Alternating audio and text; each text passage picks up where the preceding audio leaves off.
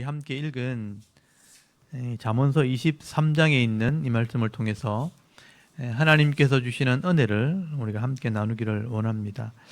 여러분, 이 잠언서 23장 말씀에는 눈에 보이는 이런 세상의 화려함이나 육신의 욕심에 이끌려 살아가는 이 어리석은 이 자의 삶에 대해서 기록을 하게 됩니다. 여러분, 눈에 보이는 세상보다는 눈에 보이지 않는 이 하나님의 능력을 발견하는 것이 바로 지혜라는 것을 말씀을 하고 있습니다. 그래서 오늘 이 솔로몬이 이 자녀들에게 또 젊은이들에게 오늘 성도들에게 하시는 말씀을 우리 한 말씀 한 말씀 귀 기울여서 잘 들어보시기 바랍니다. 그게 먼저 1절에서 3절까지 보시면 이 속이는 음식에 대해서 말씀을 합니다. 이거는 이제 사회생활, 대인 관계에 대해서 말씀하는 겁니다. 여기 1절에 보니까 네가 관원과 함께 앉아 음식을 먹게 되거든 삼가 네 앞에 있는 자가 누구인지 생각하며 네가 만일 음식을 탐하는 자거든 네 목에 칼을 둘 것이니라. 그의 맛있는 음식을 탐하지 말라. 그것은 속이는 음식이니라. 이렇게 말씀을 하죠. 여기 관원이라는 것은 이 마샬이라는 말인데 통치자, 그러니까 지배자를 말해요. 그러니까 왕을 의미하는 거다. 왕, 권력자를 얘기하는 거예요. 그래서 당시에 이 왕 앞에서 함께 음식을 앉아서 먹게 될 때, 또 특별히 높은 지위에 있는 사람들과 함께 자리를 하게 될 때, 음식에 이 마음을 뺏기지 말고 네 앞에 앉아 있는 자가 누군지를 한번 생각해봐라. 생각하고 생각하라. 이 히브리어에서 두 번이 반복되어지면 이제 강조가 되거든요. 조심해라. 오늘 본문에는 누군지를 한번 생각해봐라 이렇게 번역을 했지만 참 조심해야 된다. 내가 마음을 이렇게 모아야 된다 이런 의미가 있는 거예요. 그리고 2절에 보시면요, 음식을 탐하는 자이면 네 목에 칼을 두라. 이런 맛있는 음식, 우리 식으로 좀 표현하면 향응을 대접받을 때, 일반적으로 먹는 음식은 아니죠. 일반적으로 유대인들이 먹는 음식은 빵입니다. 빵, 레헴이라고 하는 빵과 그냥 초에 찍어 먹는 정도. 그게 일반적인 음식이죠. 근데 이제 고기를 먹는다, 술을 마신다 이렇게 표현하는 것은 향응을 제공받는 맛있는 음식, 이거는 대접받는 음식을 얘기하는 거예요. 근데 이런 음식 앞에 있을 때 네 목에 칼을 두라. 이걸 탐하는 자가 되지 말고, 이 목이라고 표현되어 있지만 사실은 목구멍이에요. 목구멍, 식도. 네 식도에 칼을 대라 이런 의미예요. 그러니까 음식을 자제해야 된다라는 뜻을 가지고 있습니다.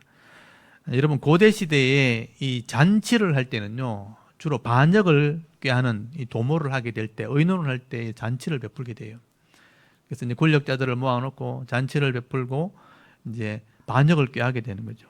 평소에 먹지 않는 이런 진수성찬을 차려놓고 악한 일을 꾀하는 거예요. 근데 이런 악한 일, 부정한 일에 참여하면 안 된다. 거기 음식을 통해서 욕심을 부리게 되면 큰 어려움을 당할 수 있다라고 경고하는 것입니다.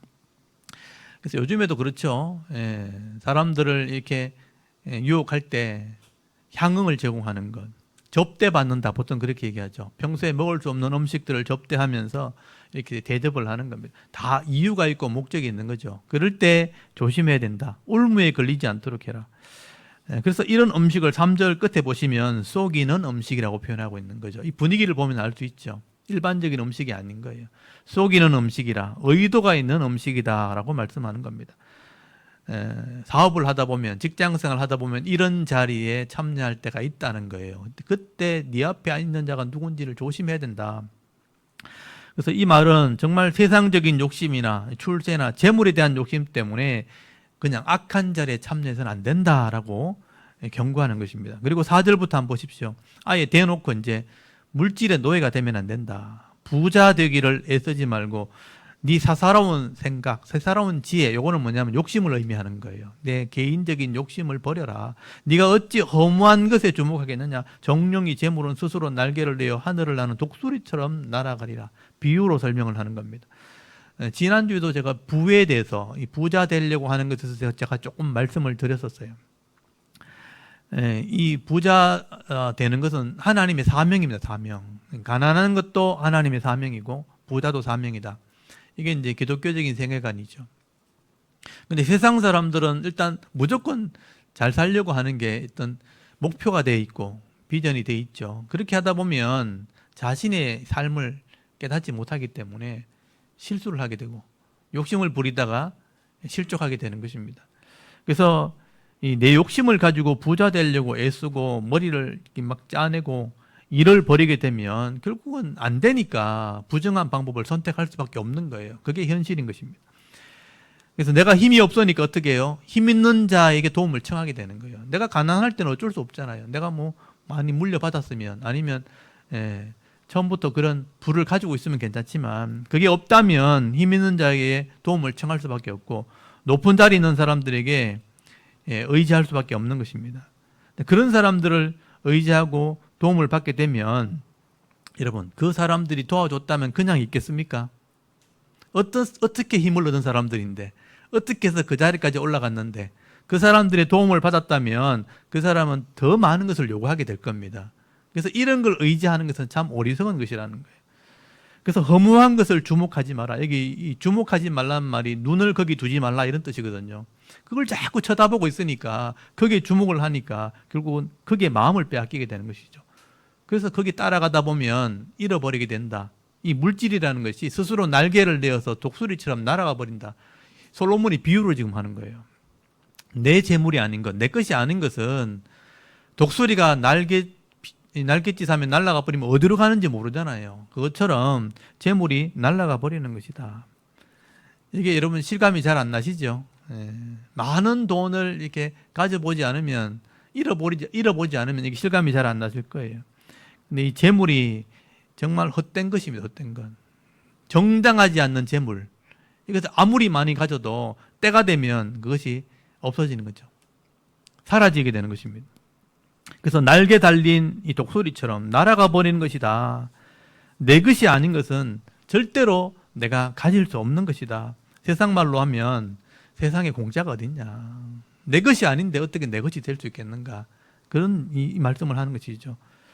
그래서 악한 방법으로 남의 것을 가지려고 하는 것은 다 잃어버리게 되는 것이다 라고 말씀하는 것입니다. 그리고 여러분 6절에서 8절까지 보시면 악한 자들과 함께 음식을 먹는 것을 똑같이 또 얘기를 해요. 그러니까 앞에 나왔던 것과 똑같은 말입니다. 악한 눈이 있는 자의 음식을 먹지 말며 그의 맛있는 음식을 탐하지 말지어다. 이 사람이 왜 음식을 제공하겠어요? 내 것을 얻으려고 그렇게 하는 것이죠. 그래서 대적 그의 마음의 생각이 어떠하면 그 위인도 그러한즉 그가 네게 먹고 마시라 할지라도 그 마음은 너와 함께 하지 아니함이니라. 네가 조금 먹은 것도 토하겠고 네 아름다운 말도 헛된 대로 돌아가리라.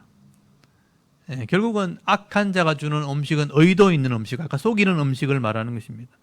그래서 악한 자들에게 대접을 받고 이 음식을 먹는 것을 탐하게 되어지면, 욕심을 부리게 되어지면 내 있는 것도 다 빼앗기게 된다라고 말씀하는 것이죠. 그래서 여러분 악한 자들에게 대접받는 것은 조금이라도 다 토해내야 된다는 거예요. 토해낸다는 게 뭔지 아시죠? 우리 세금 낼 때 잘못된 이렇게 많은 이익을 취하면 세금으로 다 토해내야 되는 거죠. 내 것 다 내놔야 된다는 거죠. 막 쓰고 마음대로 했던 것들 나중에는 토해내면 이미 쓰고 없잖아요. 그럼 내 것 다 내놔야 되는 거죠. 그렇게 토해내게 되는 거다라고 말하는 것입니다. 그러므로 이런 맛있는 음식, 이 재물, 이 세상의 화려한 것에 이끌려서 죄의 올무에 걸리지 말라라고 말씀하는 것입니다. 그리고 여러분 9절에 한번 보십시오. 이 9절에 보시면요. 미련한 자의 귀에 말하지 말지니 이는 그가 네 지혜로운 말을 없인 여길 것임이니라. 여기 미련한 자라는 말 잘 보십시오. 미련한 자. 이 미련한 자라는 것은 이 하나님 말씀을 들을 마음이 없는 자들이에요. 하나님 말씀에 관심이 없는 사람들. 하나님 말씀에 관심이 없고 들으려고 하지 않는 사람들. 이런 사람들은요. 하나님 말씀을 전하면 농담으로 얘기한다. 농담으로 여기기 때문에 여기 보면 업신 여김을 받게 된다. 지혜로운 말을 업신 여기게 될 것이라.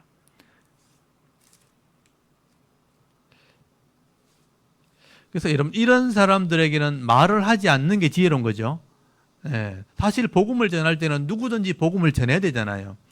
근데 이렇게 악한 마음을 가지고 있는 사람, 하나님 말씀을 들으려고 하지 않는 사람들에게는요, 도리어 욕을 먹게 된다. 비난을 받게 된다. 조롱당하게 된다라고 말하는 것입니다. 그래서 여러분 마태복음 7장 6절에 보면 예수님께서 이런 말씀을 하신 적이 있죠. 귀한 것을 악한 사람에게 주지 말라. 이런 의미에서 마태복음 7장 6절에 보면 거룩한 것을 누구에게 주지 말며라고 하는 줄 아세요? 개에게 주지 말며. 또 진주를 누구에게? 돼지에게 던지지 말라. 이런 표현을 썼다는 거예요. 거룩한 것은 개에게 주지 말며 또 진주, 아주 귀한 것은 돼지에게 던지지 말라. 저희가 그것을 발로 밟고 돌이켜 너희를 찢어 상하게 할까 염려하라. 이게 똑같은 말이에요. 예수님께서 그런 말씀을 하신 거죠. 우리가 진리를 말하고 하나님 말씀을 할 때는 정말 진지하게 이렇게 말을 해야 되는 거예요. 근데 그 귀한 것은 들으려고 하는 사람에게 해야 되는 겁니다. 근데 말씀을 들으려고 하지도 않고 인정하지도 않는 사람들에게 그 말을 자꾸 하는 것은 도리어 조롱을 당하게 되는 것이다. 하나님 말씀을 들으려고 하고 사모하는 사람들에게 이 말씀을 전하는 것은 지혜로운 겁니다, 여러분. 그래서 여러분 사람을 이렇게 심령을 잘 살펴서 진리를 전할 때는 사모하는 사람들에게 잘 전하는 것이 지혜로운 것이라. 그리고 10절 한번 보십시오. 옛 지계석을 옮기지 말며 고아들의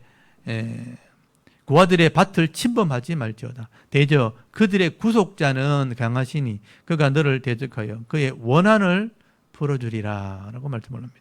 여기 이제 지계석이란 말이 옛날엔 경계석, 지계석 여러 가지 표현이 나오는데 이게 영어로 표현하면 바운드리 스톤이라고 그래가지고 영역을 상징하는 돌 이런 뜻이에요. 어떤 지역의 경계를 상징하는 돌 이런 의미입니다. 하나님께서 각자에게 주신 기업을 상징하는 거예요.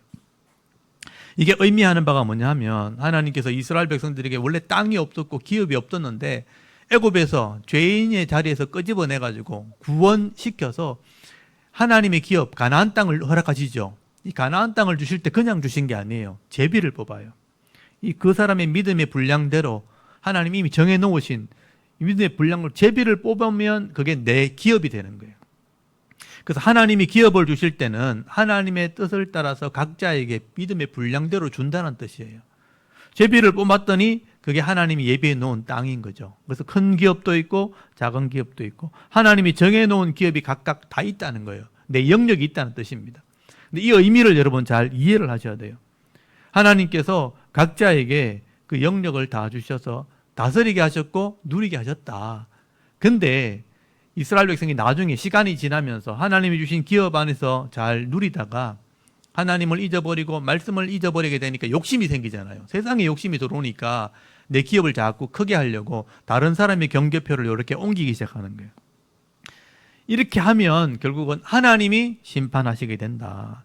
솔로몬이 지금 이걸 경고하고 있는 것입니다. 하나님의 심판을 받기 전에 그런 기업을 옮기면 안 된다. 다른 말로 하면 욕심 부리면 안 된다 하는 것을 말씀하는 거죠. 다른 사람의 것을 탐내고 빼앗으려고 하다가는 하나님의 심판을 받게 된다라고 말하는 거예요. 그래서 여기 고아들이라고 표현되어 있지만 가난한 자들, 힘이 없는 자들의 것을 내가 경계표를 옮겨가지고 침범한다. 빼앗으려고 한다는 거죠. 이게 세상의 욕심을 상징하는 거죠. 여러분, 세상에 돈 있는 사람이 돈을 더 욕심을 냅니다. 가난한 자의 것을 탈취하고 뺏으려고.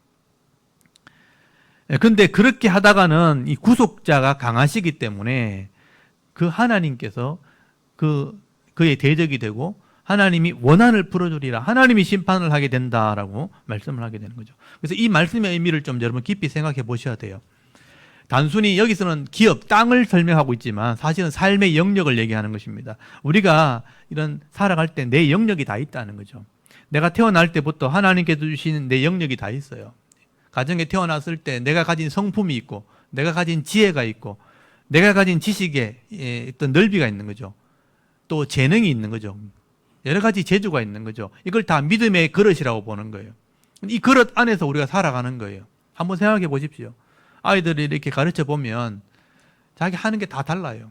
그 하는 것 따라서 사람을 만나게 되고 거기 관심이 있으니까 그쪽의 사람을 만나가지고 그쪽에 직장을 가지게 되고 그쪽 계통의 사람과 결혼을 하게 되어서 인생을 살아가는 겁니다. 그게 내 영역인 거죠.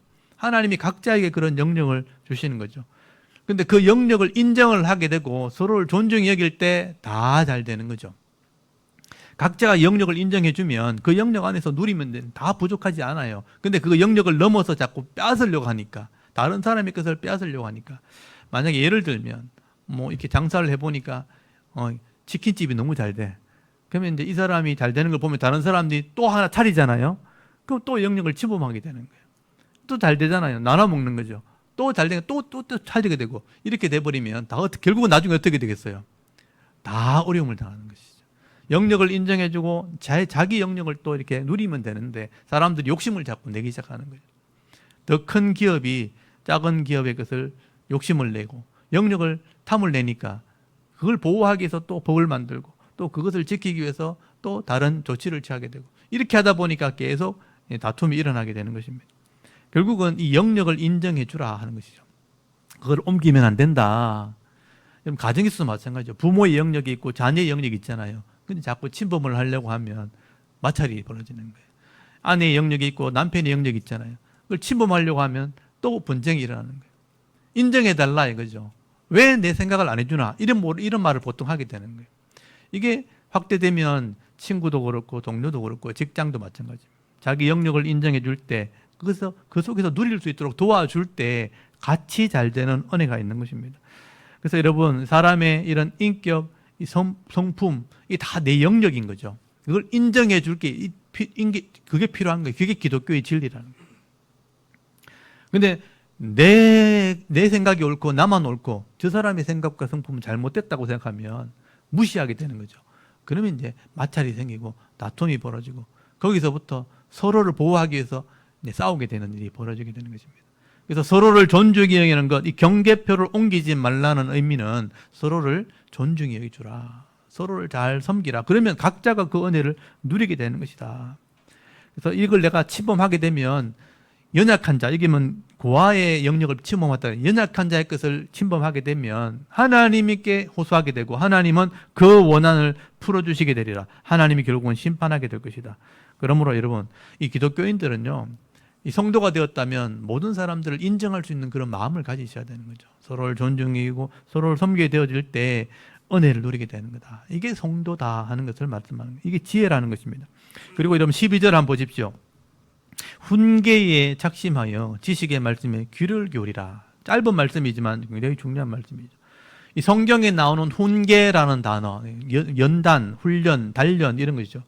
그리고 지식의 말씀이라는 것은 결국 하나님 말씀을 의미하는 거예요. 성경에 나오는 훈련이라는 말과 이런 지식의 말씀은 다 성경을 의미하는 것입니다. 하나님 말씀을 내가 착심한다, 집중해서 마음을 가진다 이런 뜻이에요. 그리고 귀를 기울인다, 잘 듣는다 이런 뜻이죠.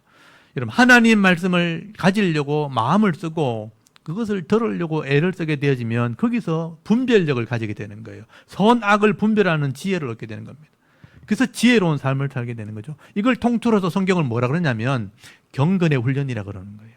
하나님 말씀을 통해서 잘 분별해서 바르게 살아가려고 막 애쓰고 단련하는 것, 이게 경건의 훈련이라 그러는 거죠. 이 경건의 훈련이 있는 사람과 없는 사람은 정말 천지차입니다. 천지차. 경건의 훈련은 성도들에게만 있는 거예요. 물론 세상 사람들도 뭐 착하게 살려고 애를 쓰고 막 바르게 하려고 애를 쓰는 것도 있겠죠. 그건 자기의 자아 속에서 하는 거지만 이거는 성경의 지식을 가지고 와서 하나님의 마음을 가지고 내가 훈련받는 것을 경건의 훈련이라고 그러는 거예요. 사도 바울은요, 이 성도들에게 또 지도자들에게, 교회의 지도자들에게 이 경건의 훈련을 할 것을 계속 권면을 하게 돼요. 본인이 그래 했기 때문에. 그래서 디모데전서 4장 7절 8절 보면요, 망령되고 허탄한 신화를 버리고 경건에 이르도록 네 자신을 연단해라. 경건에 이르도록 네 자신을 연단해라. 육체의 연단은 약간의 유익이 있으나 경건은 범사에 유익하니 검생과 내생에 약속이 있느니라. 육신의 이 연단은 이 유익이 있다는 거 다 알잖아요. 요즘에 다이어트 얼마나 많이 합니까? 운동을 얼마나 많이 해요. 뭐 지금 이게 고무관 강변에만 가봐도요, 막 계속해서 이렇게 맨발로 걷는 사람도 있고, 막 달리기 하는 사람도 있고, 자전거 타는 사람도 있고, 강변에만 한번 가보십시오. 자기 육신을 위해서 얼마나 열심히 단련하는지 몰라요. 헬스장 가도 마찬가지고, 공원에만 가도 단련하죠. 왜냐하면 유익이 된다고 생각하니까. 그래서 육체의 단련은 약간의 유익이 있다. 근데 영혼의 단련, 마음의 단련, 이 영혼의 단련은 이 이생과 이 내세와 또 현생과 금생과 내생에 약속이 있는 유익이 있다. 엄청난 유익이 있다 이런 뜻이죠. 그래서 영혼의 단련은 보이지 않기 때문에 잘 하지 않는 거예요. 그래서 이 목사라는 직업은 어떻게 보면 영혼을 단련하는 그런 직업입니다. 거기에 대한 전문가죠, 제가 단련을 받고 성도들을 단련시키고 말씀을 통해서 이렇게 해야 됩니다. 이렇게 훈련해야 됩니다. 우리 식단 조절할 때 이렇게 먹어야 되고 이렇게 운동해야 됩니다. 막 이렇게 헬스 트레이너가 이렇게 얘기하듯이 얘기해 주는 거죠. 저는 그렇게 실험을 해보고 연단을 해보고 제가 결과치를 가지고 있기 때문에 이렇게 해야 됩니다라고 확신을 가지고 이야기하는 거예요. 그런데 실제로 듣기는 하는데 실제 하는 사람 많지 않죠. 그래서 헬스장 가면 실제로 이렇게 멋있게 몸을 만드는 사람보다 비대한 사람이 더 많죠. 하려고 애를 쓰는데 성실하게 안 하니까. 그런 똑같은 마음이 저한테 있는 거예요. 영혼의 단련을 해야 됩니다. 경건의 훈련은 엄청난 유익이 있습니다. 라고 얘기하는데도 이제 알긴 아는데 잘 안 하죠. 그런 답답함이 저한테도 있는 거예요. 근데 유익이 반드시 있다는 거죠. 그럼 뭐예요? 하는 사람은 지혜로운 거예요. 하는 사람이 지혜로운 거예요. 그래서 이 육체의 이 단련도 약간의 유익이 있지만 경건의 훈련은 엄청난 유익이 있다. 그래서 매일매일이 중요해요. 매일매일. 여러분, 시간이라는 것은 저축이 될 수 없어요. 돈은 모을 수도 있고 이렇게 저장도 되지만 시간은 그게 안 돼요. 지금 하지 않으면 절대로 할 수 없는 게 시간이라는 거예요. 그래서 여러분 매일매일이 좀 매일매일. 제가 매일매일 성경 말씀을 이렇게 읽고 해석을 하고 녹음을 해서 듣고 싶은 사람은 듣고 읽을 사람은 읽고 원고까지 제가 써가지고 제가 매일 아침 보내드리잖아요. 이게 그냥 보내드리는 게 아니고요. 이때까지 했던 설교를 제가 다 정리해서 그날 다시 또 요약을 해가지고 또 빠진 부분을 정리해서 또 녹음을 해요. 설교를 녹음을 하고 이 녹음한 것을 원고를 제가 했잖아요. 녹음한 대로 원고를 다시 다 쳐요. 녹음한 걸 원고로 다시 다 틀리지 않도록 읽으면 그대로 되도록 철저하게 다 쳐서 틀린 부분은 수정을 해서 영상을 만들어서 그래서 업로드를 합니다. 업로드해서 여러분 카톡에 연결해서 읽고 들을 수 있도록 보내드리는 거예요. 이건 저의 성실함인 거예요. 매일매일 하는 거예요. 그래서 매일매일 읽고 듣고 이걸 깨달아서 지켜 행하는 것은 성실함인 거예요. 이까지 가야 되는 거죠. 저는 이것을 성경을 본문을 읽었고 수천 년 전에 기록한 성경을 통해서 기록한 성경을 지금 수천 년 뒤에 제가 읽고 이걸 이해를 해가지고 해석을 해서 지금 필요한 말씀으로 요리를 한다면 요리해서 다시 정리를 해서 제가 이해를 한 거죠. 저는 이제 노력을 하는 것이고 이걸 같이 하자고 원고를 만들어서 녹음을 해서 보내드린 거예요. 그래서 매일매일의 이런 도구를 가지고 있는 것도 참 좋은 거지만 이것을 읽고 실제로 하는 것은 더 좋은 겁니다. 여러분의 영적인 단련, 경건의 훈련이죠, 이게. 이걸 가지고 있는 사람과 없는 사람은 엄청난 차이가 있다. 제가 그렇게 설명을 드리는 거예요. 시간이 지나보면 알아요. 저는 이제 남들하고 보는 시각이 조금 달라가지고 노인들의 모습을 보고 아이들의 모습을 보고 이 아이가 이렇게 될 것을 제가 이제 아는 거죠. 저는 이제 제 인생을 살아봤기 때문에 제가 살아왔을 때 경험했던 이제 경험치와 내 나이가 되었을 때 나오는 결과물을 비교할 수 있는 지혜가 제가 있는 거예요. 그리고 저보다 더 선배된 어른들의 삶을 보면서 제가 이렇게 살았을 때 어떤 결과가 될지도 저는 이제 비교치를 가지고 있는 거죠. 그렇다면 알면 바르게 하는 게 맞는 거예요. 지금 현실이 보이지 않는다고 안 한다는 것은 게으른 거고 미련한 겁니다. 그러니까 이걸 볼 수 있는 눈이 필요한 거예요. 성경은 그걸 분별력이라고 하고 그걸 통찰력 또는 그걸 명철이란 말로 표현하고 있어요. 그래서 여러분 오늘 경건의 훈련이라는 게 굉장히 중요하다. 한 말씀이지만 여러분 굉장히 중요해요. 여러분 거기 아까 12절 말씀에 줄을 다시 한번 쳐놓으시고 훈계에 착심한다는 것, 잘 본다는 것과 지식의 말씀에 귀를 기울이라. 잘 들었다. 그걸 경건의 훈련이라. 이거는 매일매일 하는 거다. 이걸 듣고 깨달아서 성실함으로 살아가는 사람, 지혜로운 사람이라. 이 성실함이 있을 때 여러분 나이가 들어도 그 삶의 질이 달라지는 거예요. 나이가 들었을 때 삶의 질이 달라집니다. 삶의 질이 달라집니다. 13절 말씀 한번 보십시오. 이거는 어릴 때부터 해야 되는 거예요. 아이를 훈계하지 아니하려고 하지 말라는 거예요. 채찍으로 그를 때릴지라도 그가 죽지 아니하리라. 네가 그를 채찍으로 때리면 그의 영혼을 스스로 구원하리라. 수월에서 구원하리라. 아이의 때부터 이걸 해야 된다. 그걸 경험한 어른이 그걸 해야 된다는 거죠. 지난주에도 이 말씀을 드렸잖아요. 아이들은요, 아직 성숙되지 못했고 경험이 많지 않아요. 그러니까 미련이 얽혀 있는 상태라, 그리고 욕심이 지배를 하고 있기 때문에 본능을 가지고 있는 거예요. 그래서 채찍을 통해서만 이걸 가르칠 수 있는 거예요. 고통, 채찍은 우리 채찍으로 번역됐지만 사실은 채찍은 너무 무섭잖아요. 사실은 이게 원래 원어가 막대기란 뜻이에요. 막대기. 가지에서 나온 막대기. 우리 식으로 표현하면 회초리를 가지고 고통을 주어서 이것을 바르게 교육해야 된다라고 말하는 거예요. 미련한 것은 고통을 줘가지고 잘라내는 거예요. 어릴 때 교육은 그렇게 하는 것입니다. 그래서 매를 통해서, 고통을 통해서 생각을 하게 만드는 거죠. 아, 이게 잘못되었구나. 고통이 오면 고통을 더 경험하기 싫으니까 딱 멈추고 생각을 해야 되는 거죠. 이게 잘못되었는가? 그리고 선악을 딱 분별해가지고 바른 길을 딱 가게 되는 거예요.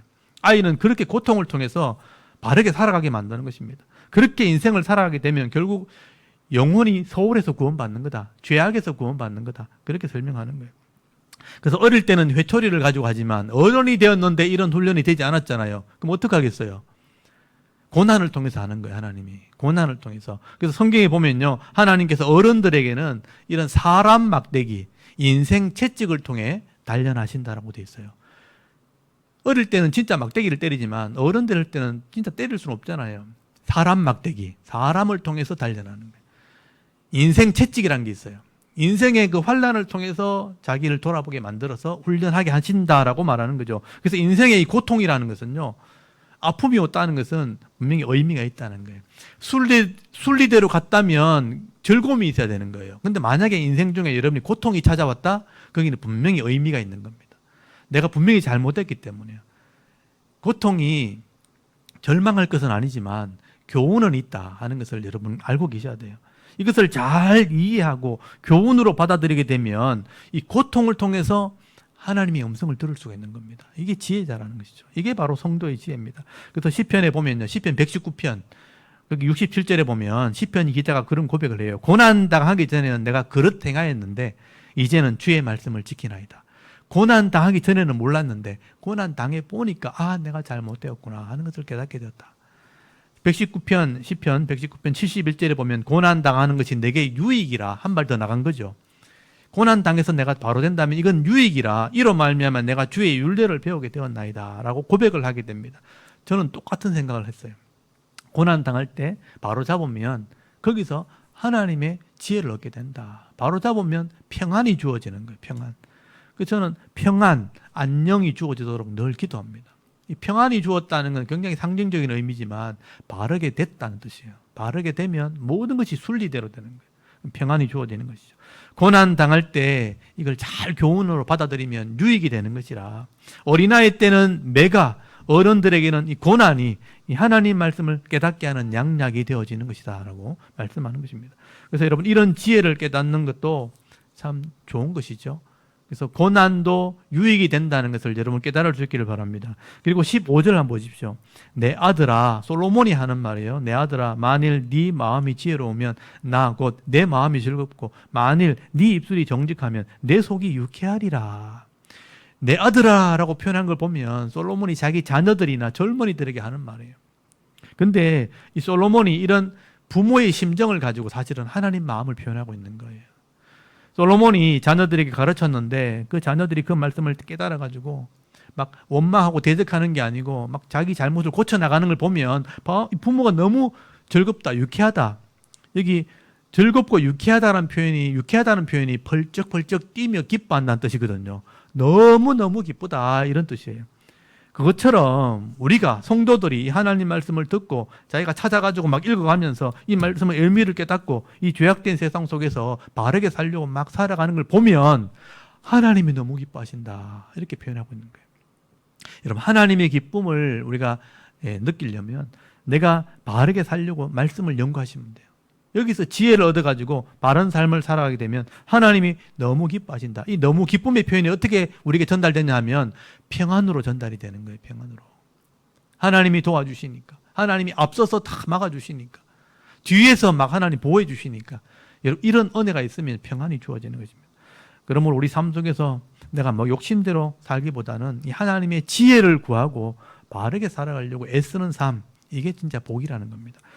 그래서 이런 마태복음 7장 33절에 보면요, 너희들은 세상의 것 막 이렇게 욕심 부리지 말고 구하지 말고 이걸 좀 구해라. 먼저 그의 나라와 그의 의를 구해라. 전 이 말씀을 보면서요, 아까 부모의 마음을 이렇게 설명했듯이 하나님이 우리가 말씀대로 살려고 하면 막 기뻐하시면서 즐거워한다 그랬잖아요. 근데 이렇게 구하기만 해도, 그걸 구하기만 해도 내가 더해 주리라, 이런 표현 나와요. 그래서 이런 마태복음 7장 33절, 여러분 잘 아시는 말씀일 텐데,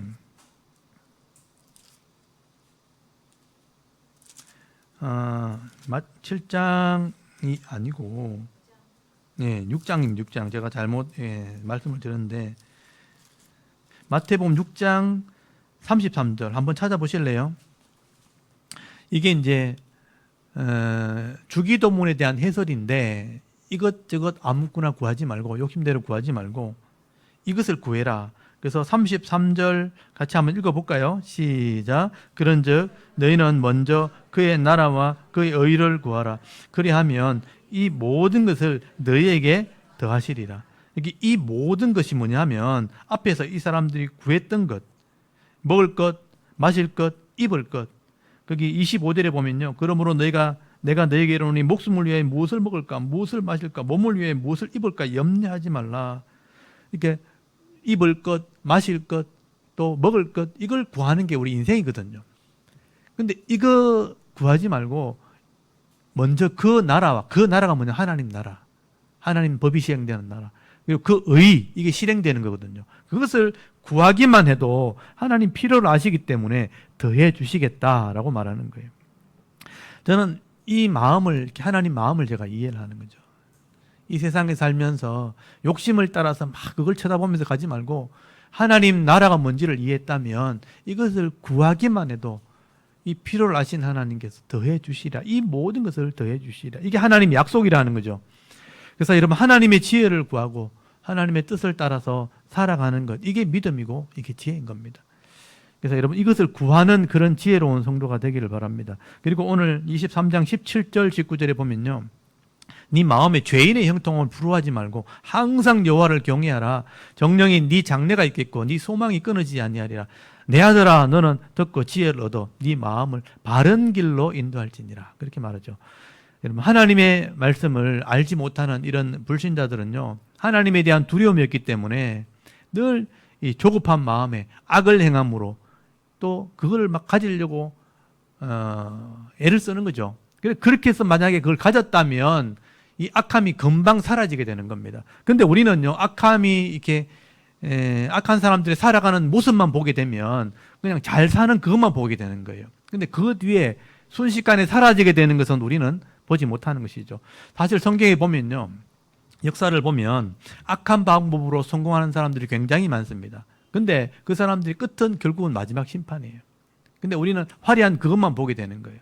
우리가 세상을 볼 때도 마찬가지죠. TV에 나오고 또 뉴스에 나오고 하는 사람들은 지금 잘 됐을 때거든요. 화려한 모습만 지금 보는 거예요. 근데 순식간에 사라지고 없어지기 때문에 그 없어진 모습은 잘 못 느끼는 거죠. 그래서 시편에 보시면요, 이런 말씀이 많이 나와요. 여러분, 시편 37편 35절, 이건 여러분이 한번 찾아보십시오. 이거는 이제 보석처럼 감춰져 있기 때문에 이렇게 찾아보셔야 이렇게 보이는 거예요. 여러분, 시편 37편 35절,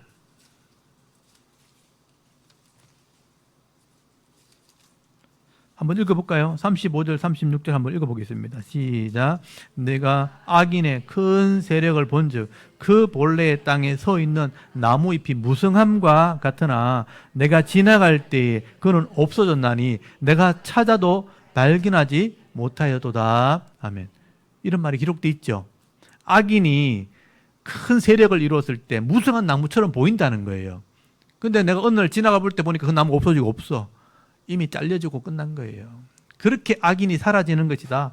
시편 73편 18절에 보면요, 주께서 참으로 그들을 미끄러운 곳에 두시며 파멸에 던지시리니 그들이 어찌하여 그리 갑자기 황폐했는가 놀랄 정도로 그들은 진멸하였나이다. 그들이 왜 갑자기 망하냐 하면요, 하나님이 그들을 아주 미끄러운 곳에, 이게 미끄러운 곳이라는 표현이 뭐냐면 차돌처럼 매끌매끌한 돌이 있잖아요. 매끌매끌한 돌에 기름을 발라놓으면 어떻게 되겠어요? 그런 곳에 악인들이 서 있다는 거예요.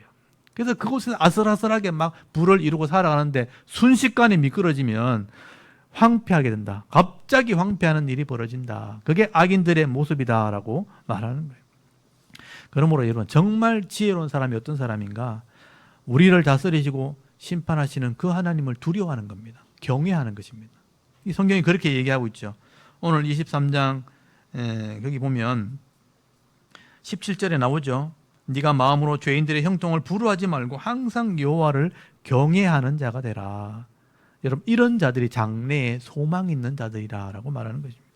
그리고 여러분 20절에서 21절까지 보면 술과 고기에 대한 어떤 위험성에 대해서 말씀하죠. 술, 고기, 진수성찬, 이걸 바라고 살아가면 가난하게 될 것이고 헤어지는 옷을 입게 될 것이다. 이건 술에 대한 얘기는 29절에 나오니까 제가 조금 이따 말씀을 드릴게요. 22절에 보십시오.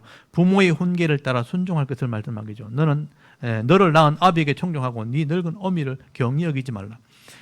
여러분, 제가 이 말씀은 앞에서도 말씀을 드렸지만 내 생명이 부모님께서 주어졌기 때문에 내 삶의 지혜와 지식도 사실 부모님에게 주어지는 겁니다. 여러분의 지식과 모든 이 삶의 이 모습들은 부모님들에게 주어진 거예요. 그래서 부모님을 통해서 지식을 얻었고 생명을 얻었기 때문에 부모님을 존중히 여기게 될 때 여러분, 부모님의 은혜를 누리게 되어지는 것입니다. 그래서 우리가 부모님과 좋은 관계를 맺게 되어질 때 이 부모님은 자녀를 통해 기쁨을 누리게 되는 것이고 이 자녀들은 부모의 신앙을 유산으로 받게 되어지는 것입니다. 그래서 이 부모님을 잘 존중히 여기라는 것은 신앙 안에서 서로 존중히 여기라는 뜻이에요. 잘못된 거 있으면 바로 잡아주는 게 맞는 것이죠. 그렇지만 존중 여기는 마음으로 좋은 관계를 맺게 되어질 때 피차가 복을 받게 되어지는 것입니다. 그래서 25절에 한번 보십시오.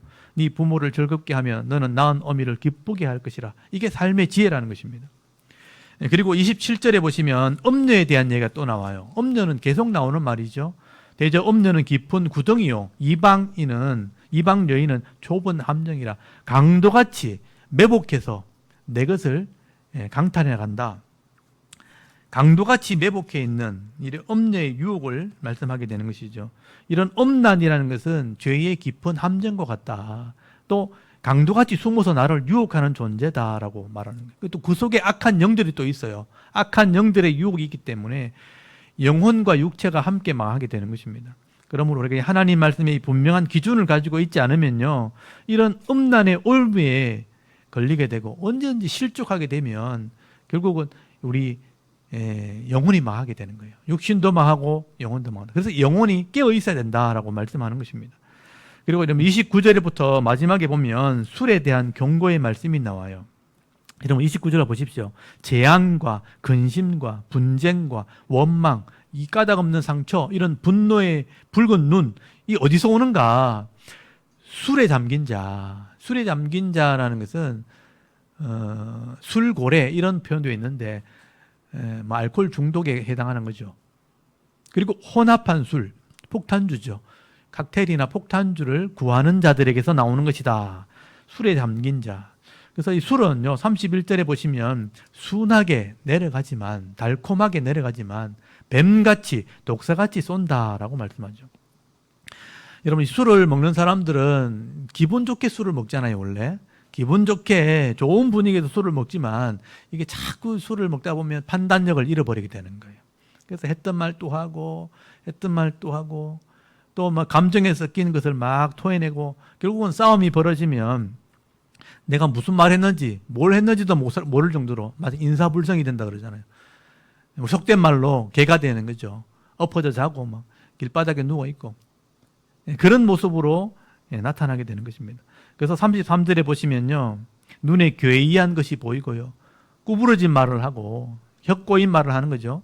바다에 누운 것처럼 비틀거리고 때려도 아프지 않고 감각이 없다 그래요. 그리고 나중에 술을 깨면 또 술을 찾게 되는 중독 현상이 있는 거죠. 여러분이 술을 이렇게 많이 드셔보는지 모르겠지만 인사불성이 될 정도로 먹어본 사람 있습니까 이게? 아마 성도 중에는 잘 없을 수도 있어요. 근데 뭐 직장을 다닌다든지 뭐 이렇게 어쩔 수 없는 상황에 있는 분들이 그렇게 드실 수도 있겠죠. 근데 술을 마셔보면 저도 이제 술을 마셔보기도 했고 친구들하고 이렇게 같이 이렇게 술을 마셔봤잖아요.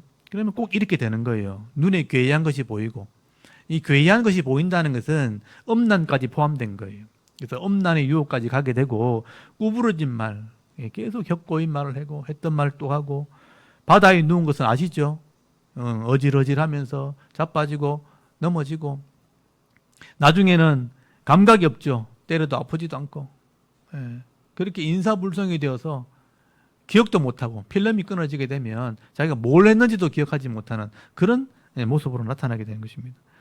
그래서 나중에 깨고 나면 또 술을 찾게 되고 그 감정들 좋았던 이렇게 마음대로 이렇게 감정을 표현했던 것을 또 이렇게 경험하기 위해서 또 술을 마시게 되고 어려운 일을 경험하면 그것을 잊어버리기 위해서 또 술을 마시게 되고 이런 일을 반복하게 되어지는 것이죠. 그래서 술에 다 마음을 빼앗기고 술에 매이게 되면 어리석은 삶을 살게 되는 것입니다. 요즘에는 이런 것이 꽤 많이 줄어들었지만 제가 어릴 때만 해도 이래 술에 취해서 주정을 하는 사람들이 굉장히 많았습니다. 그래서 우리 어릴 때는 다 이게 노동을 하고 어려운 일들을 했었기 때문에 저녁에 오면 대포집이라 그래요. 동네에 대포집이 있으면 술집이죠. 막걸리 한 잔으로 시작해가지고 나중에 막 인사불성 돼가지고 뭐 가족들이 와서 이렇게 데리고 가야 될 정도로 그런 모습을 제가 많이 봤습니다. 그러면 집에 들어가면요, 집을 난장판에 이렇게 그러니까 싸움을 해가지고 막 밥상 집어 던지고 뭐 이런 일이 많아졌어요. 그러니까 그렇게 되니까 나중에 몸이 상하게 되고 나중에 뇌가 상하게 되어지고 결국 몸도 병들고 어려움을 당하는 것을 내가 굉장히 많이 반게 되죠. 결국 이 술을 우리가 이긴다고 얘기하는 사람이 많지만 절대로 술을 이길 수 없습니다. 술을 먹게 되면 결국 이 독을 걸러내는 이 간이 다 망가집니다. 간이 망가지게 되어지고 그것이 뇌를 망가뜨리면 나중에 이제 치매가 오게 되죠. 그래서 영혼도 망가지는 그런 일들이 일어나게 되는 것입니다. 결국 술을 절대로 가까이 해서는 안 되는 것이죠. 그래서 술을 왜 먹지 말라 그러느냐? 결국은 술에 우리가 매일 수 있기 때문에 술을 뭐 약주로 먹는다. 술을 잘 먹으려고 약이란 표현을 써서 약주를 먹는다 그러지만 실제로는 그렇지 않습니다. 그래서 술을 가까이 하는 것은 지혜롭지 못하다 하는 것을 이 솔로몬이 얘기하는 거예요. 솔로몬이 왕이니까 얼마나 이걸 마음대로 먹을 수 있었겠어요. 먹어보니까 절대 도움이 되지 않는다. 몸도 망가지지만 영혼도 망하는 것이다 하고 경고하고 있는 것입니다. 여러분 오늘 솔로몬은요 잠언서 23장 말씀을 통해서 남자가 이제 사회생활을 하다 보면 많은 사람을 만나야 되고 식사도 하게 되어지고 모임을 가지게 될 때 어떻게 해야 되는가 그 지혜가 기록된 거예요. 그래서 앞에 이런 맛있는 음식을 우리가 조심해야 된다 하는 표현들은 모임을 말하는 겁니다. 그런 자리에 갈 때는 신중해야 된다는 거예요. 내가 식사 대접 받을 때 과하게 하지 말고 또 술과 여자를 가까이 해서는 안 된다. 하나님을 경외함으로 말씀으로 내가 단련을 받아서 이 분별하는 삶을 살아가게 될 때 하나님과 사람에게 지혜로운 사람이라 칭찬 듣는 사람이 된다라고 말씀하게 되는 것입니다.